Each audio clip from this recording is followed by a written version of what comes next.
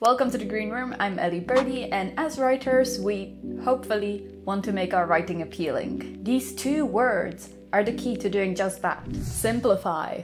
If your first instinct is to think, simple is boring, then don't worry, I used to think the same. But let me tell you, that mindset held me back for years. That's because at the core of any project, no matter how small or big, is a really simple idea. Simplicity is appealing because it's digestible, it's memorable. It's easy to write down many ideas and just chuck them on the wall and see what sticks. The problem is that then the readers will have to wade through all the stuff on the floor to get to the one thing that's really good. And let's be honest, readers don't want to work. If you mop up all the stuff that's on the floor by editing first, then all the reader will see is the masterpiece that's on the wall. Think about it, what would you rather read? A story with 10 decent ideas or a story with 3 incredible ideas? The most common way to apply simplicity in writing is through theme. A theme will anchor everything in your story, so you will then know what to edit, what to keep, what to cut out, what to simplify. So all your ideas always point back to that concept. Of course, there's the concern that it's too simple, too boring. That's where the challenge of simplicity lies.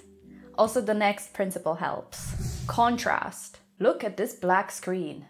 Oh my god, a white dot. Humans crave contrast. We like things simple because we're lazy, but we don't want to admit that. Readers don't want to admit that all they want is the same tropes over and over again. As the writer, you can make the reader feel good about themselves by adding in that extra spice, that contrast. In writing, there are many ways to apply contrast, but the most common way is through a narrative foil. A foil is a character that contrasts with another character. This can be through personality, values, goals, backgrounds, and much more. Since characters are the main driving force of the plot, having contrast within them will help build up and expand on the opportunities of contrast across the entire novel. Now, I talked about these two principles in terms of the entire book, but the beautiful thing is, they can be applied to any area of your writing. It can be the idea of the entire book, something simple that has just enough contrast to spark people's attention. Or it can be something as detailed as sentence structure. Unless you're doing something experimental with your text, a sentence shouldn't really have more than one idea in it. Less than that, the sentence is redundant and should be trashed. More than that, and the ideas will start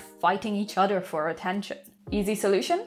Simplify. In terms of contrast, this is something very common in unedited or beginner text. Having the same sentence structure repeat and repeat endlessly. She said this, she did that, she gave up. It gets boring very quickly and it reminds the reader that they're reading. An easy solution is to contrast your sentence structures. She said this, after doing that, she gave up. Change up the rhythm or the length or just something to make the sentences different from one another. Getting sentences to flow is super important. The reader will not notice because they'll forget that they're reading. They'll be pulled into the story. And for the writer, that's a job well done. So when you're writing or editing your story, keep these two principles in mind for every level. Is there a way I can simplify?